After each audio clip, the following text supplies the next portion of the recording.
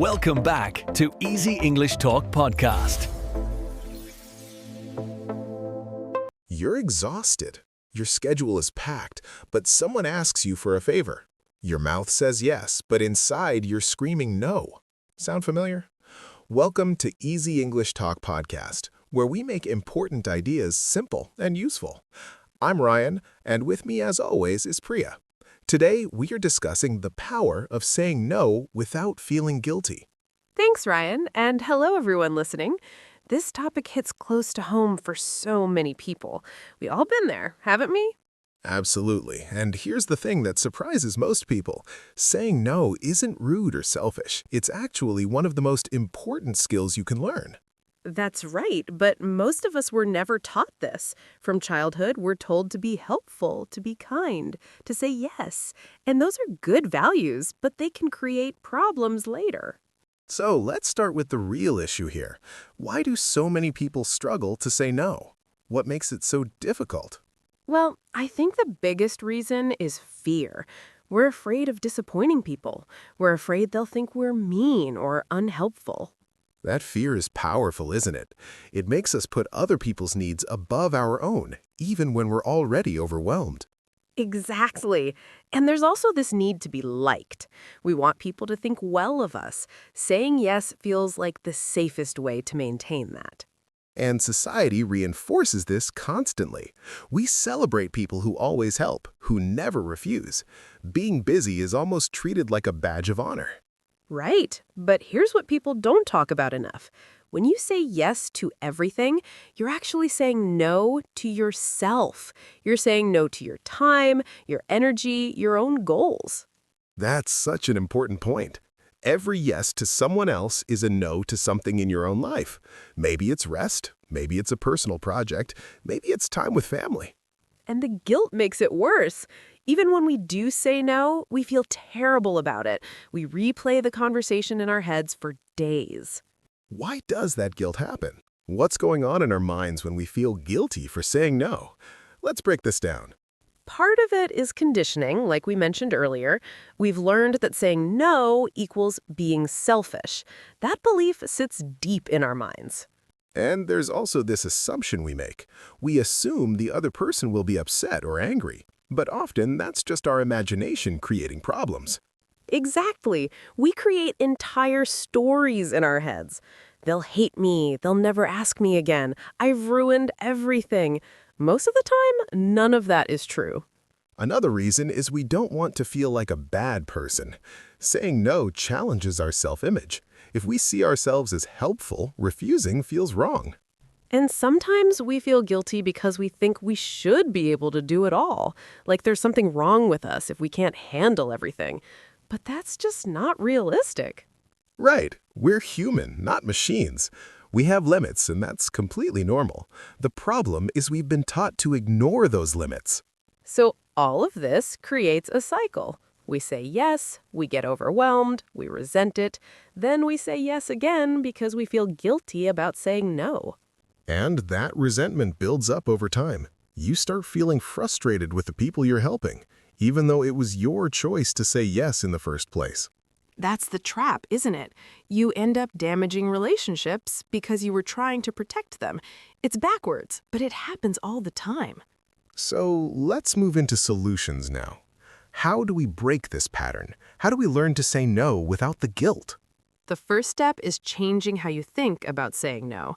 It's not a negative thing. It's actually an act of honesty and respect. Can you explain that a bit more?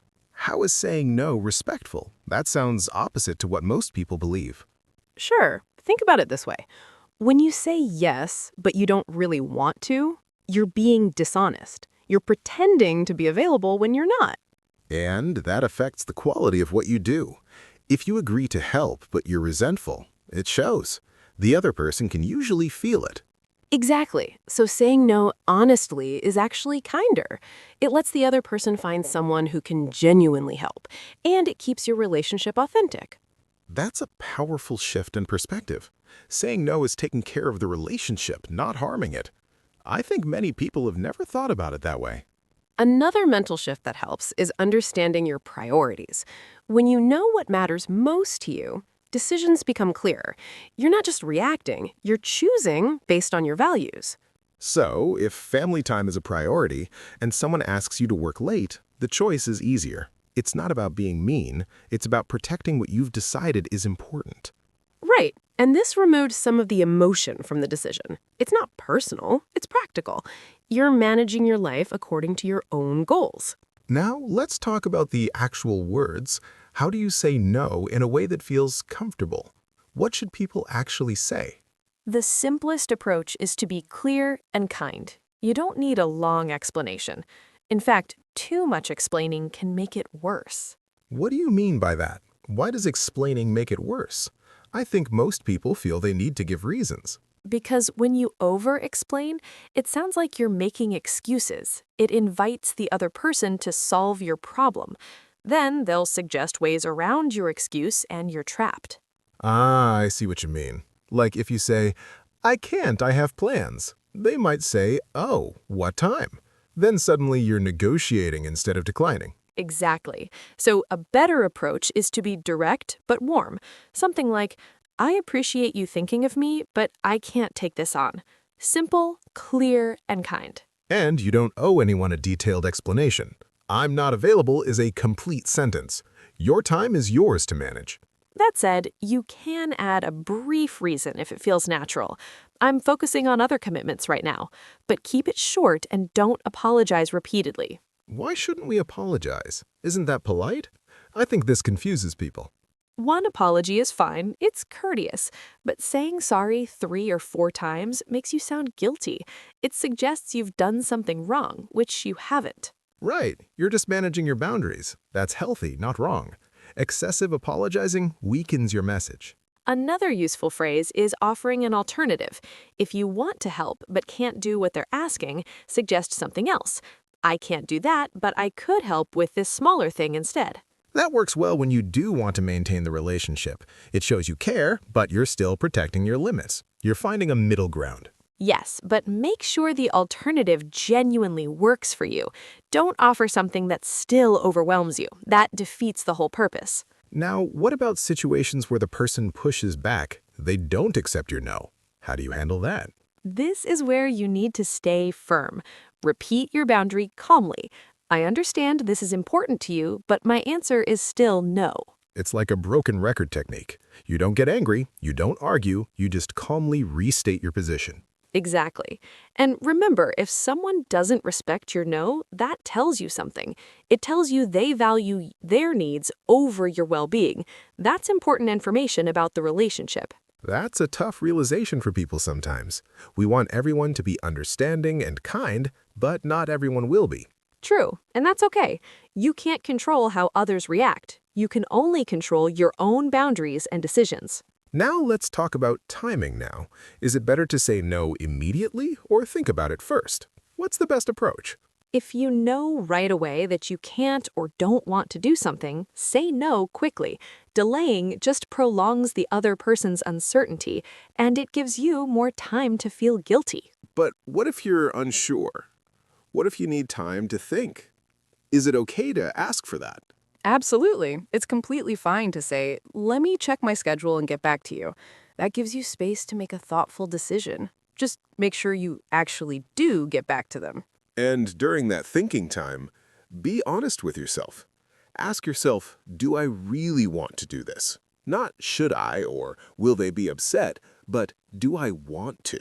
That's the key question, because if you don't want to, forcing yourself creates resentment, and resentment damages relationships more than an honest no. I think many people confuse guilt with their conscience. They think feeling guilty means they're doing something wrong. But that's not always true, is it? No, guilt is often just discomfort with change. You're breaking an old pattern. Your brain is used to saying yes, so saying no feels strange. It's like learning any new skill. At first, it feels awkward and uncomfortable, but with practice, it becomes natural. Exactly. And the guilt fades as you see the positive results. When you say no and nothing terrible happens, you start to trust yourself more. You realize the world doesn't fall apart. And you start to notice you have more energy, more time for things that actually matter to you. That's when the real benefits show up. Right. Because saying no isn't just about avoiding things, it's about making space for better things. It's about saying yes to what truly aligns with your life. That's such an important distinction. Strategic no's create space for meaningful yeses. You're not being negative, you're being intentional. And people respect that more than you might think. When you have clear boundaries, others know where they stand with you. It actually builds trust. Let's address something practical now. What about professional situations? Can you say no at work without damaging your career? This is tricky because there's often a power dynamic involved. You can't say no to your boss the same way you'd say no to a friend, but you can still set boundaries. So how do you do that? What's the approach that works in professional settings? Give us some concrete examples. First, understand what's actually required versus what's optional. Some requests from your boss are part of your job. Others are extra projects or favors. And for the extras, you can be honest about your capacity. I'm currently focused on these projects. Which one should I prioritize? That puts the decision back on them. Exactly. You're not refusing, you're clarifying priorities. It shows you're thoughtful about your work, and it forces them to consider what's actually most important. What if they say everything is equally important? That happens sometimes. How do you handle that? Then you can explain the reality of your workload. If I take this new task, this other project will be delayed. You're giving them information to make a better decision. So you're being transparent, not difficult. You're helping them understand the trade-offs. That's actually good communication. Right. And most reasonable managers appreciate that. They'd rather know the truth than have you agree and then deliver poor quality or burn out completely. What about saying no to colleagues rather than bosses? Is that easier? What's different there? It can be easier because there's less pressure, but you still want to maintain good relationships, so you use similar strategies. Be kind, be clear, offer alternatives if possible. I can't help with that today, but maybe I could help next week. Or, I'm not the best person for this. Have you tried asking Sarah? Those approaches help the person without overcommitting yourself. You're being collaborative, not dismissive. That keeps the professional relationship strong. Now let's talk about personal relationships. Family and friends. These can be even harder, right? Much harder because there's more emotional history, more expectations built over years, and more fear of permanent damage to the relationship. So how do you say no to a family member who expects you to always be available? Maybe a parent or sibling? What's the approach? Start with love and reassurance. I care about you, and I want to help when I can. Then set the boundary clearly. But right now, I can't take this on, or I need to focus on my own family this weekend. Something specific and honest. Yes, and if they react badly, stay calm. Don't get defensive or angry. Just repeat your boundary gently. And remember, a healthy relationship can handle boundaries. If someone truly loves you, they'll respect your limits, even if they're disappointed at first. That's so true. And sometimes there's an adjustment period. They're used to you saying yes. They need time to accept the new pattern. But if you stay consistent, they will adjust. People learn how to treat us based on what we accept, so teaching them your boundaries is actually good for everyone. Exactly. It makes the relationship more honest and balanced. You're not constantly resentful. They know when your yes really means yes. What about the fear that saying no will make you lose friends? That's real for many people.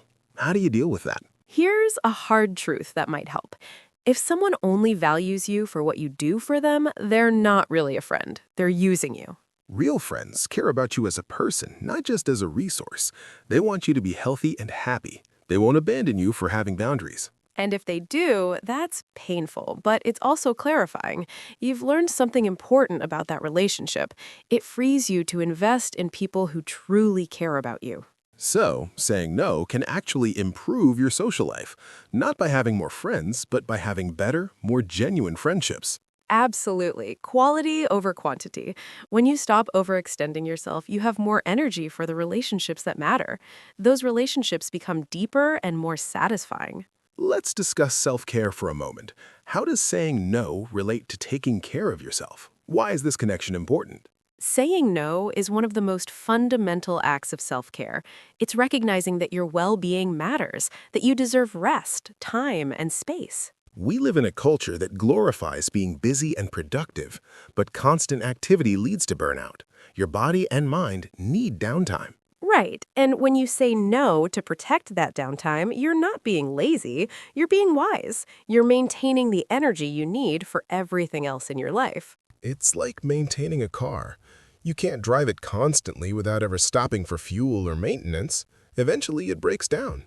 That's a perfect analogy. Your energy is finite, not infinite. Saying no helps you manage that energy wisely. And when you're rested and balanced, you actually have more to give. Your yeses are more genuine and enthusiastic. Your help is higher quality.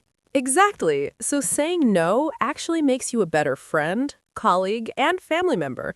It's not selfish, it's sustainable. It's how you maintain your ability to be there for others. Now, what about cultural differences? In some cultures, saying no is even harder. How do people navigate that? That's true. Some cultures emphasize collective needs over individual needs. Saying no can feel like betraying your community or family. That makes it much more complicated. So what can someone do if they're in that situation? They want to set boundaries, but it goes against cultural expectations. Is there a way through that? I think you have to find a middle path. You might not be able to refuse everything, but you can start small with lower stakes situations. Practice saying no to smaller requests first. Build your confidence gradually, then move to bigger boundaries when you're ready. And you might need to have conversations with family or community members. Explain that you still care, you still value the culture, but you also need to take care of yourself to be healthy and available. Frame it as sustainability rather than rejection.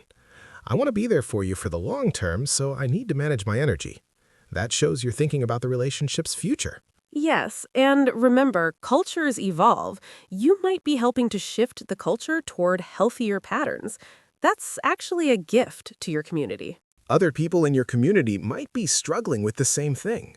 By setting boundaries, you're modeling that it's possible. You might be giving others permission to do the same. That's a beautiful way to think about it. You're not abandoning your culture, you're helping it grow. You're showing that care for others can coexist with self-care. Let's talk about some specific scenarios now. Real situations where people struggle to say no. Maybe we can offer some practical language. Good idea. Let's start with one that's common. A friend asks to borrow money, and you don't feel comfortable lending it. What do you say? You could say, I have a personal policy about not lending money. That makes it about your rule, not about them. It's less personal. Or, I'm not able to help with that right now. You don't need to explain your finances. Your decision is enough. Here's another one. Your boss asks you to work on the weekend again. You've done it several times already, and you need rest. How do you handle it?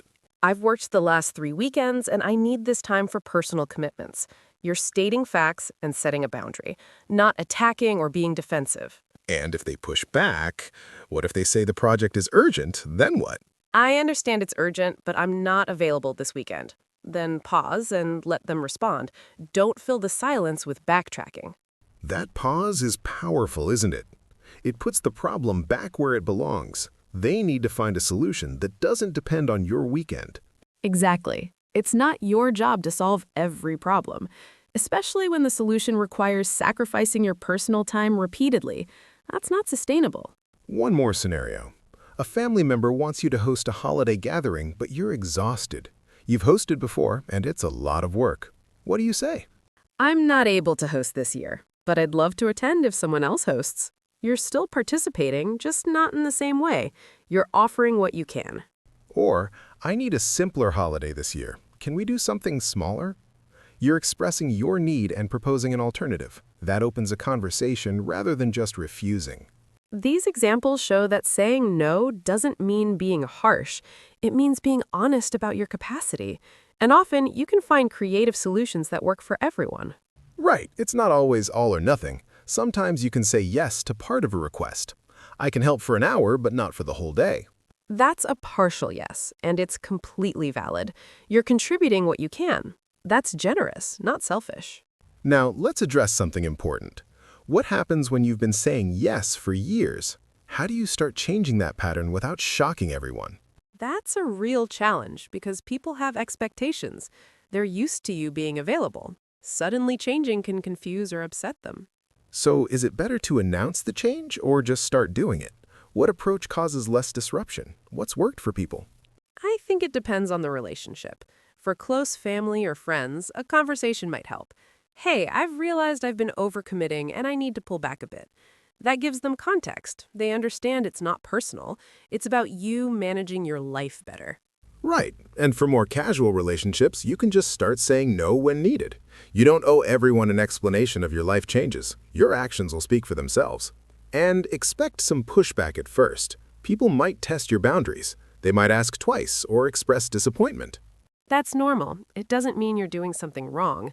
They're adjusting to the new version of you. Stay consistent, and they'll adapt. Consistency is key, isn't it? If you cave after setting a boundary, you teach people they just need to push harder. That makes future no's even harder. Exactly. Every time you maintain a boundary, you strengthen it. Every time you cave, you weaken it. So decide what you can really commit to and stick with it. What about the actual feeling of guilt itself? Even when you know saying no is right, the guilt can still be strong. How do you manage that emotion? First, acknowledge it without letting it control you. I feel guilty, and that's okay. Feelings are information, not instructions. That's a great distinction. Just because you feel guilty doesn't mean you've done something wrong. It just means you're feeling uncomfortable with change. Right, and you can talk back to that guilt. Ask yourself, what's the worst that will happen? Often the fear is much bigger than the reality. And remind yourself why you said no. I said no because I need rest. Or, I said no because I have other priorities. Reconnect with your reason. Over time, the guilt gets quieter. As you see that your fears don't come true, your brain learns, oh, saying no is actually okay. And eventually, you might even feel proud instead of guilty. Proud that you honored your needs. Proud that you were honest. That's when you know you've really internalized the skill. When saying no feels empowering instead of frightening. When you see it as self-respect instead of selfishness. Let's talk about people-pleasing for a moment, because that's often at the heart of this struggle. What drives people-pleasing behavior? People-pleasing usually comes from a deep need for approval. We want to be liked, accepted, valued. And we think saying yes to everything will guarantee that. But it doesn't work, does it? People-pleasers often feel the most underappreciated because people take their help for granted. Exactly. When you're always available, your help becomes expected. It's no longer appreciated, it's assumed. And that feels terrible. Plus, people-pleasers often attract takers, people who are happy to keep taking without giving back.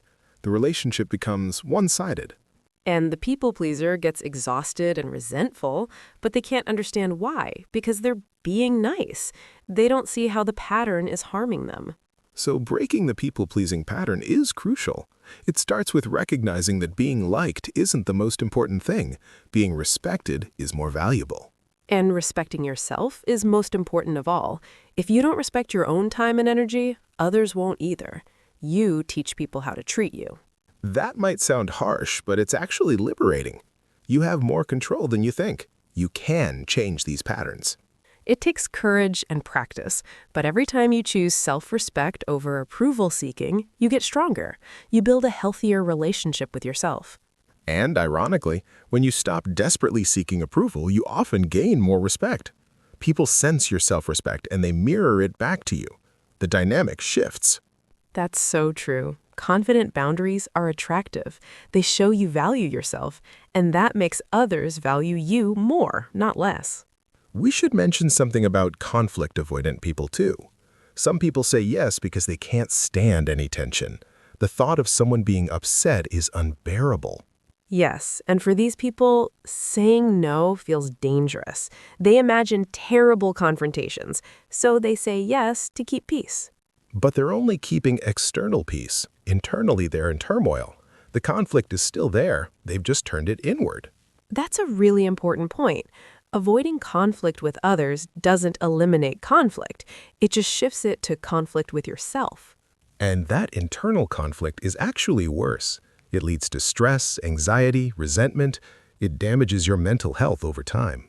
So learning to tolerate some external discomfort is healthier.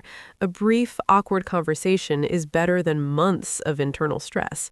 The temporary discomfort is worth the long-term peace. And remember, you're not being mean. You're being honest and respectful to yourself and to others. Saying no is a complete sentence. You don't need to justify or explain excessively. Your decision is enough.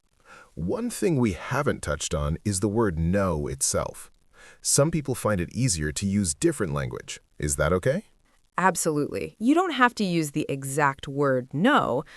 I can't make that work, or that doesn't work for me. These are equally valid. I'm not available, or I'll have to pass. Find the phrasing that feels natural to you. The important thing is clarity, not specific words. Right. Just make sure your message is clear. Don't be so soft that the person misunderstands. They should know you're declining, not maybe considering. Avoid phrases like, I'll try, when you mean no. That's not kind. It's confusing. It leaves the person hanging. Yes, false hope is actually crueler than a clear no. Be kind, but be clear. That's the balance to aim for. We're coming toward the end of our time today. Let's summarize the key points we've covered. What do you think are the most important takeaways? First, saying no isn't selfish. It's honest. It protects your well-being and makes your yeses more meaningful. That shift in thinking is foundational. Second, guilt is normal, but it doesn't mean you're wrong. It's just discomfort with change. It fades as you practice. Third, you don't need elaborate excuses. Be clear, be kind, keep it brief. Over-explaining weakens your message. Fourth, practice with small situations first. Build confidence gradually. Each success makes the next one easier. And finally, saying no creates space for what matters. It's not just about avoiding things, it's about protecting your time for your priorities. These principles apply everywhere, at work, at home, with friends, with family. The core skill is the same. And remember, you're not responsible for everyone else's feelings. You can be considerate, but you can't control their reactions. That's not your job. Your job is to manage your own life with wisdom and kindness, to yourself first, then to others. That order matters. When you take care of yourself, you have more to give. It's not a zero-sum game. Everyone benefits from your boundaries. So if there's one thing we want you to remember from today, it's this. You have permission to say no. You always have. You don't need to earn that permission or prove you deserve it. It's yours by default. Use it wisely and without guilt. Thank you so much for listening to today's episode. We know this topic touches something deep for many people. We hope this conversation gave you some clarity and confidence. If you found this helpful, we'd love for you to explore our other episodes. We cover topics like managing stress, building better habits, and improving communication, all with the same simple, clear approach. And remember, change doesn't happen overnight. Be patient with yourself as you learn this skill. Every small step forward is progress. Take care of yourself, set those boundaries, and we'll talk to you in the next episode.